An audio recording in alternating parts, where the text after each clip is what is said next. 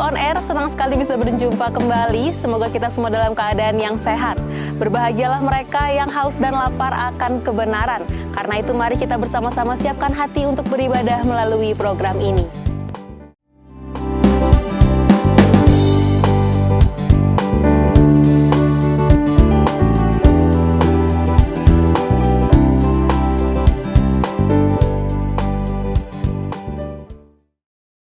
Shalom, selamat sore semuanya. Selamat bergabung kembali dalam ibadah online New Life. Mari kita sama-sama satukan hati kita dan puji Tuhan kita, karena sungguh tiada Allah lain yang seperti Dia.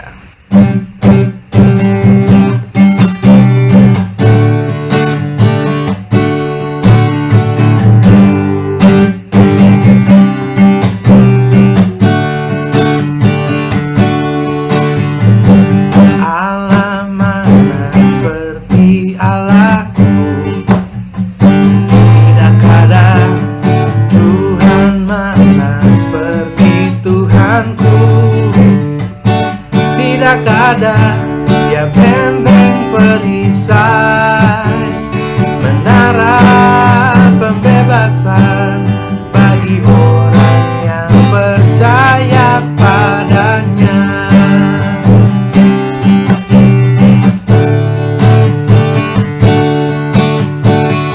Allah mana seperti Allahku,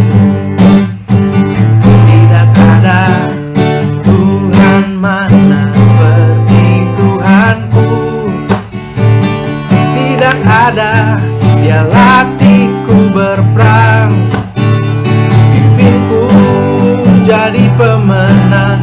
Pujilah namanya selamanya,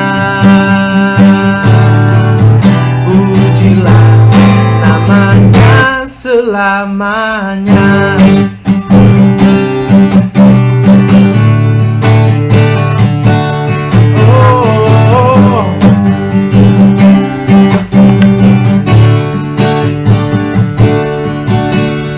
Penebusku, Dia hiduplah. Dia penebusku, Dia hiduplah. Dia penebusku, Dia hiduplah.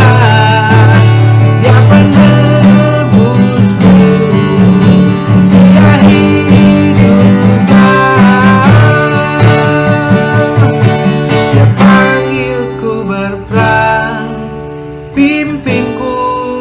Jadi pemenang, pujilah namanya selamanya.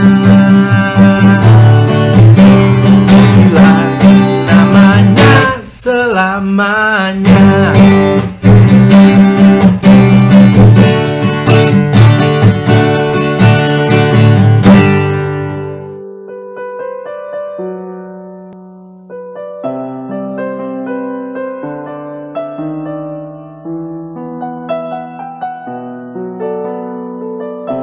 Salam sukacita dimanapun saudara berada. Saya percaya kita semua dalam keadaan terus berharap kepada Tuhan. Pertama-tama kami mengucapkan turut berduka kepada banyak sekali saudara-saudara yang mungkin anggota keluarganya dipanggil Tuhan oleh karena bencana wabah pandemi COVID-19 yang terjadi. Kami berharap kita semua dihiburkan oleh kuasa Tuhan, dan yang sedang sakit, yang sedang isolasi mandiri, yang sedang dirawat, dimanapun berada, kami berdoa supaya saudara dikuatkan dan dijaga oleh Tuhan. Pada kesempatan kali ini, kita mau belajar mengenai gaya hidup memberi.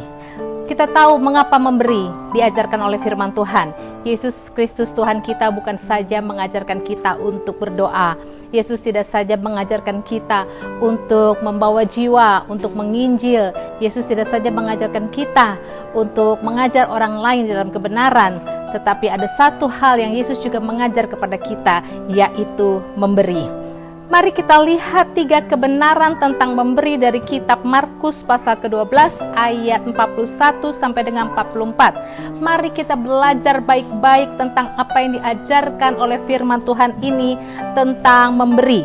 Kita baca Markus 12 ayat 41 sampai dengan 44. Pada suatu kali, Yesus duduk menghadapi peti persembahan dan memperhatikan bagaimana orang banyak memasukkan uang ke dalam peti itu. Banyak orang kaya memberi jumlah yang besar. Lalu datanglah seorang janda yang miskin dan ia memasukkan 2 peser, yaitu 1 duit. Maka dipanggilnya murid-muridnya dan berkata kepada mereka, "Aku berkata kepadamu, sesungguhnya janda miskin ini memberi lebih banyak daripada semua orang yang memasukkan uang ke dalam peti persembahan. Sebab mereka semua memberi dari kelimpahannya, tetapi janda ini memberi dari kekurangannya, semua yang ada padanya, yaitu seluruh nafkahnya." Kita perhatikan saudara-saudara, ayat yang ke-42 dikatakan di situ, datanglah seorang janda miskin ke depan peti persembahan. Datanglah seorang janda miskin. Ayat 43 berkata, janda miskin ini memberi lebih banyak daripada semua orang. Penilaian Yesus Kristus yang ada di depan, di hadapan peti persembahan itu, Yesus berkata, janda miskin ini memberi lebih banyak daripada semua orang. Ayat 44, Yesus berkata kepada murid-muridnya, janda ini memberi dari kekurangannya, semua yang ada padanya, yaitu seluruh nafkahnya. Apa yang Yesus mau ajarkan kepada murid-muridnya melalui perkataannya ini? Tidak lain, tidak bukan. Yang pertama yaitu saudara-saudara, kebenaran mengenai memberi. Tidak ada orang yang terlalu miskin untuk memberi berkat. Tidak ada orang yang terlalu berkekurangan untuk membagi berkat kepada orang lain. Tidak ada orang yang terlalu miskin untuk memberi persembahan kepada Tuhan. Yesus mengajarkan kekurangan atau kemiskinan tidak pernah menjadi alasan yang dapat diterima untuk tidak dapat memberi. Kemiskinan dan kekurangan tidak menjadi alasan untuk seseorang tidak dapat membagi berkat kepada orang lain. Pelajaran ini bukan tentang persepuluhan, saudara, dan pelajaran ini juga bukan tentang orang yang mau menabur karena mau menuai. Kita mau belajar bagaimana dari seorang janda, dari kekurangannya dia memberi, bahkan dikatakan seluruh nafkahnya yang ada padanya diberikan kepada persembahan di dalam peti persembahan itu. Nah, saudara-saudara, banyak orang kaya yang memberi jumlah yang besar. Lihat sekali lagi di ayat 41. Ayat 41 mengatakan di situ banyak orang kaya memberi jumlah yang besar. Alkitab tunjukkan di situ dengan sengaja bahwa di situ ada orang kaya. Di mana ada janda miskin itu di sana, ada orang kaya juga di sana. Sengaja atau tidak sengaja, saudara-saudara, orang kaya itu pasti terlihat. Sengaja tidak sengaja orang kaya itu tidak tersembunyi. Di sebuah komunitas, di sebuah persekutuan, atau di dalam sebuah gereja, kita dapat melihat mana orang kaya dan mana bukan orang kaya, atau mana yang seperti orang kaya dan mana yang bukan orang kaya. Nah, alasan lain yang biasa dipakai seseorang untuk tidak memberi adalah orang-orang di sana, orang-orang itu ada yang lebih kaya dari saya, sehingga bukan bagian saya untuk memberi. Biarlah mereka-mereka saja yang orang kaya yang memberi. Itu sering menjadi alasan bagi setiap orang untuk tidak memberi. Hari ini, saudara, di mana ada peti persembahan? Peti persembahan ada di gereja. Gereja itu rumah ibadat yang kami percaya pada zaman itu, tempat ibadat itu bukan tempat ibadat yang berkekurangan, karena dikatakan banyak orang memberi dalam jumlah yang besar.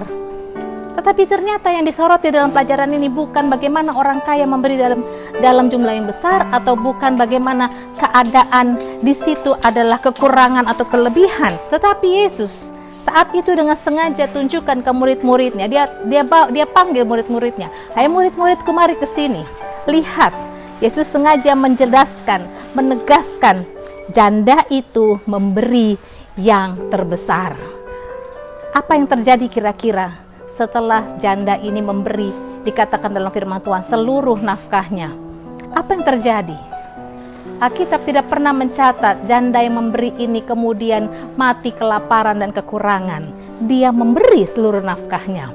Saudara, saya percaya dimanapun saya dan saudara berada sampai hari ini, dalam perjalanan hidup iman kita kepada Tuhan, kita tidak pernah mendengar atau kita tidak pernah melihat orang yang sering memberi atau mempunyai gaya hidup memberi. Kita dengar mereka berkekurangan atau menjadi miskin karena memberi. Benar bukan? Tidak ada orang di sini, tidak ada orang yang kita kenal karena rajin memberi, karena orangnya murah hati, lalu dia menjadi kekurangan. Ini sesuai dengan apa yang Yesus ajarkan, bahwa kebenaran yang pertama, jangan tunggu menjadi kaya untuk memberi. Sebab kemiskinan, kekurangan, keberadaan kita, apapun itu tidak pernah menjadi alasan yang dapat diterima untuk tidak dapat memberi. Yang kedua, saudara-saudara, Lukas 6 ayat 38, berilah dan kamu akan diberi. Suatu takaran yang baik, yang dipadatkan, yang digoncang, dan yang tumpah keluar akan dicurahkan ke dalam ribaanmu. Sebab ukuran yang kamu pakai untuk mengukur akan diukurkan kepadamu. Lukas 6 ayat 38, berilah dan kamu akan diberi. Orang yang punya pemikiran, pola pikir miskin, yang terus-menerus berkekurangan, orang yang punya pikiran bahwa saya adalah orang susah, orang yang tidak bisa memberi, maka orang tersebut tidak akan menemukan tempat untuk dia berbagi hidupnya. Banyak lumbung yang sebenarnya dapat menjadi tempat dia memberi, banyak lumbung yang banyak orang juga yang bisa menjadi tempat saluran dia membagi hidupnya, tetapi orang ini akan dibutakan oleh dirinya sendiri.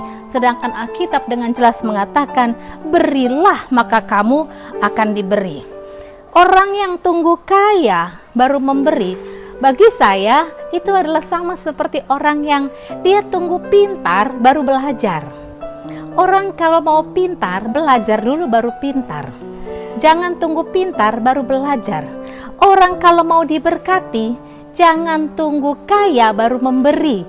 Kalau mau diberkati, kita harus belajar terus memberi, maka kita akan diberkati. Mari saudara-saudara, mulai hari ini kita memberkati dulu, maka kita menerima berkat. Seorang pemberi akan banyak menerima pemberian. Banyak orang heran, oh si A, si B itu luar biasa hidupnya, banyak pemberian-pemberian, banyak mengalami promosi, banyak mengalami berkat Tuhan. Orang-orang tertentu iri hati kepada mereka yang diberkati berlimpah-limpah. Saudara, saya mau katakan, kalau kita balik kepada firman Tuhan, mereka yang hari ini mengalami berkat Tuhan berlimpah, mengalami promosi, mengalami banyak pemberian, mengalami berkat datang dari mana saja, saya percaya balik kepada firman Tuhan, itu karena ada perbuatan baik dari dirinya sendiri yang sudah menabur, yang sudah memberi, yang sudah mempunyai gaya hidup memberi terlebih dahulu, yang mungkin kita tidak tahu. Dan hari ini mereka sedang menuai berkat. Nah, saudara-saudara, mengapa orang percaya hidupnya diberkati? Paradigma dunia mengajarkan, kalau Anda mau diberkati, Anda mau kaya, Anda harus rajin bekerja, kerja keras. Anda harus rajin, Anda harus juga gemar menabung. Namun orang beriman, 3 hal itu penting, kerja keras, rajin, menabung. Namun bagi kita orang beriman, orang percaya, ada satu hal lagi, yaitu kalau kita mau diberkati, mari kita punya pola pikir bahwa kita harus punya gaya hidup untuk memberi.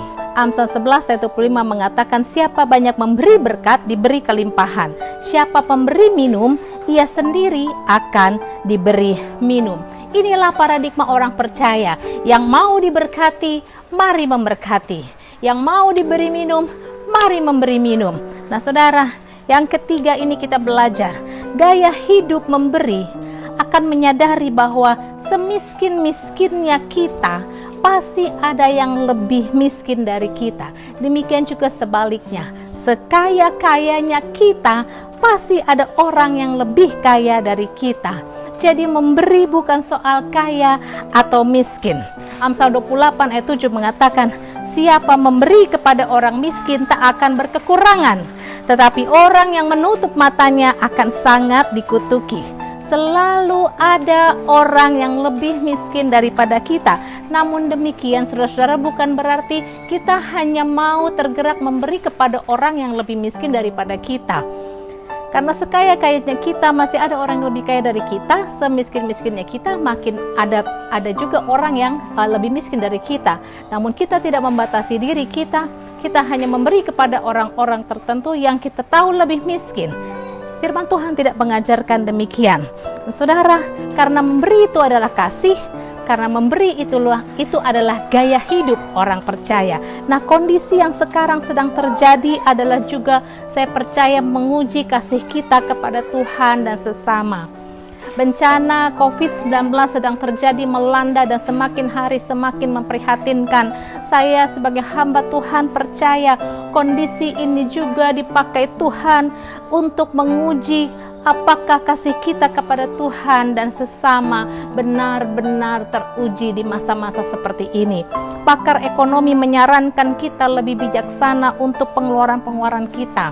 Itu baik sekali agar gaya hidup konsumtif kita digiring untuk berubah, karena keadaan yang diprediksi akan semakin sulit dan semakin sulit. Ekonomi akan semakin sulit, saudara-saudara.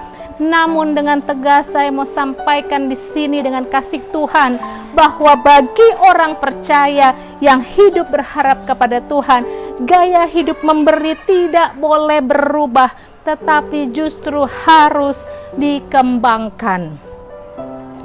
Saat bencana global melanda dunia dan semua kebiasaan kita dan kegiatan kita mau tidak mau dibatasi oleh keadaan, ada hal baru yang justru harus kita lakukan dan dapat kita lakukan, yaitu memberi.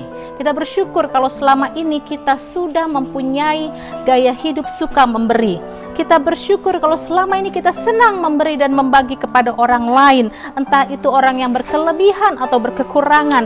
Maka inilah waktunya yang paling tepat untuk memberi lebih banyak lagi dari sebelumnya yang pernah kita lakukan. Karena hari-hari ini, kondisi sekarang ini, pemberianmu lebih bermakna bagi mereka yang membutuhkan. Memberi adalah gaya hidup orang percaya. Mereka bukan lagi memberi sekedar persembahan atau amal, tetapi memberi adalah karena kasih. Itulah yang dimaksud dengan memberi adalah gaya hidup orang percaya. Memberi bukan lagi karena kita lebih kaya dari kepada siapa kita memberi. Saudara-saudara, ketika saya memberi kepada seseorang, ketika saya menyatakan simpati dan tanda kasih kepada orang lain, itu sungguh tidak menggambarkan bahwa kita adalah orang yang lebih kaya daripada siapa yang kita memberi. Nah, karena kita memberi karena satu nama, yaitu Yesus. Kita lihat di ayat yang tadi, Markus 12 ayat 41 yang telah kita baca tadi. Markus 12 ayat 41. Pada suatu kali Yesus duduk menghadapi peti persembahan dan memperhatikan bagaimana orang banyak memasukkan uang ke dalam peti itu. Saudara-saudara, lihat ayat ini.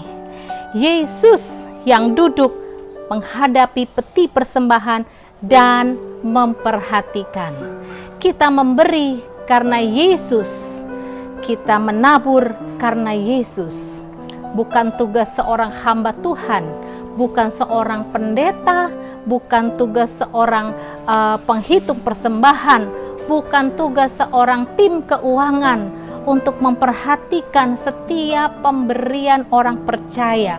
Mungkin di gereja-gereja saudara ada orang-orang yang memang bertugas di bagian penata layanan keuangan, tetapi lihat di sini, Yesus sendiri yang duduk di depan persembahan saudara dan memperhatikan.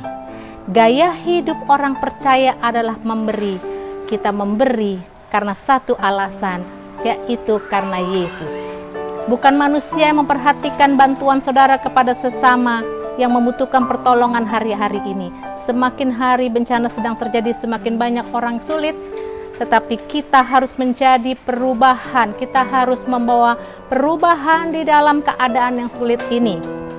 Pergi ke gereja dan berdoa tidak pernah merubah dunia, selain kita juga terlibat dalam memberi, karena memberi akan mengubah banyak kehidupan, baik kehidupan yang memberi maupun kehidupan orang yang menerima pemberian atau bantuan sesamanya. Indonesia adalah negara yang kaya, tidak seharusnya masih ada orang-orang yang tidak makan hari ini. Mari saudara, kita capai Indonesia yang rata, di mana semua orang lewat kondisi ini bisa lebih lagi membangun, saling membantu, saling memberi, saling memberkati. Tuhan Yesus kiranya menolong kita semua mewujudkan ini semua, agar kita melihat semua orang sejahtera. Dalam nama Tuhan Yesus, Dia menolong kita. Amin.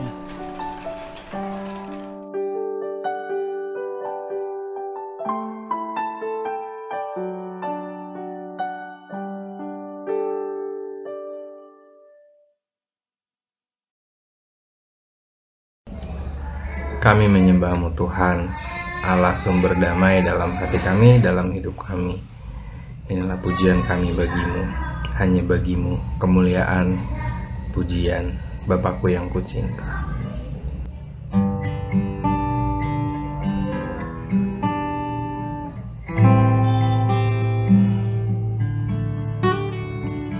Kaulah damai di hatiku, penolong yang setia,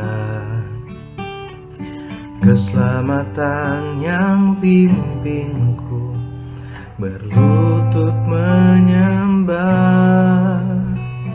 Ku selalu menantimu untuk memulihkanku, dengan hatiku menyembah, bermazmur bagi-Mu, hanya bagi-Mu kemuliaan, hanya bagi-Mu pujian. Ku kagum dan sembah padamu, Bapa, ku cari wajah-Mu, hanya bagi-Mu kemuliaan, hanya bagi-Mu pujian. Kini ku sembah Bapakku yang ku cinta.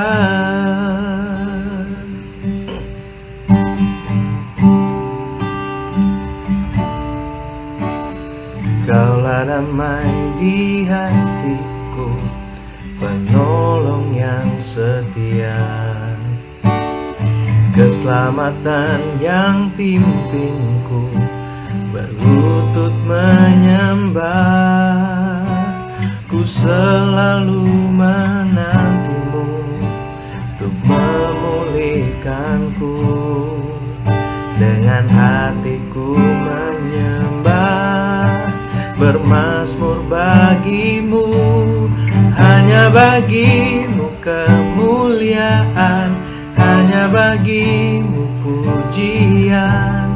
Ku kagum dan sembah padamu, Bapa, ku cari wajah-Mu, hanya bagi-Mu kemuliaan, hanya bagi-Mu pujian.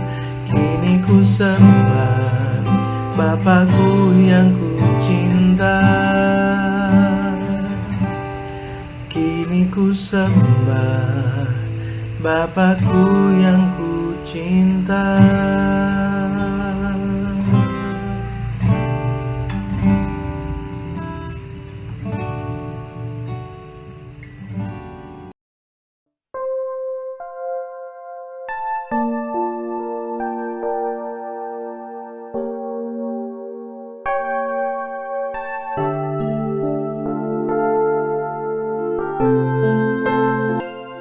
Bapa di surga, kami ucap syukur atas setiap lagu pujian yang kami naikkan dan firman Tuhan yang telah kami dengar. Kiranya Tuhan memberkati setiap orang yang telah mengikuti New Life on Air ini. Kami bersyukur untuk semua hal-hal yang baik yang Engkau limpahkan dalam kehidupan kami. Engkau Allah yang kudus, Allah perisai, dan panji keselamatan kami. Kami berdoa dalam nama Tuhan Yesus, Tuhan menolong setiap orang yang membutuhkan pertolongan Tuhan untuk setiap beban-beban yang sedang dialami. Tuhan, kami bersyukur untuk negara Republik Indonesia yang diberkati. Berikanlah hikmat kebijaksanaan bagi seluruh pemimpin negeri kami. Berkatilah pelayanan para hamba Tuhan di seluruh Indonesia, agar pelayanan yang mereka lakukan dapat membawa jiwa-jiwa kepada pengenalan akan kasih Tuhan Yesus yang menyelamatkan. Berikanlah kekuatan, kesehatan, dan perlindungan kepada kami semua dalam mengerjakan amanat agung Tuhan Yesus, yaitu menjadikan segala bangsa murid Tuhan. Di dalam nama Tuhan Yesus, Juru Selamat kami yang hidup, kami berdoa dan mengucap syukur. Haleluya. Amin. Bapa kami yang di surga, dikuduskanlah namamu, datanglah kerajaanmu, jadilah kehendakmu, di bumi seperti di surga.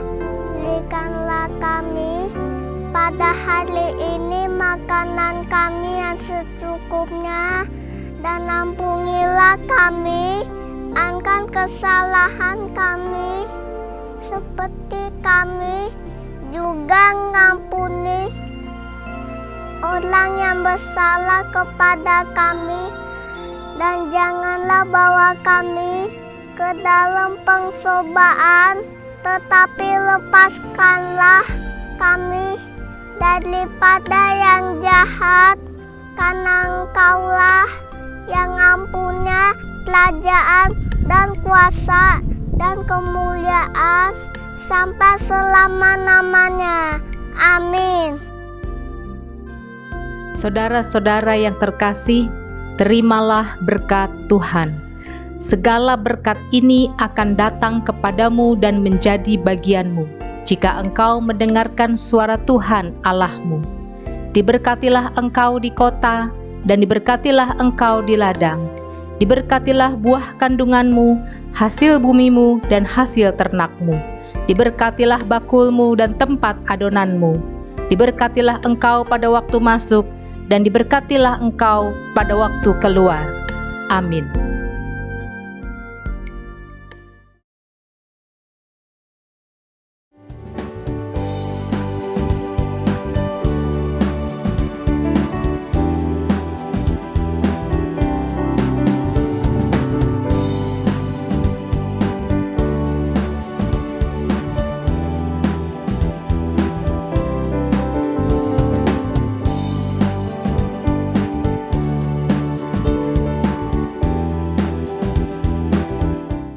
Terima kasih atas kesetiaan saudara. Jangan lupa untuk follow Instagram kami, subscribe channel ini, dan nyalakan loncengnya supaya saudara tidak ketinggalan untuk New Life on Air berikutnya.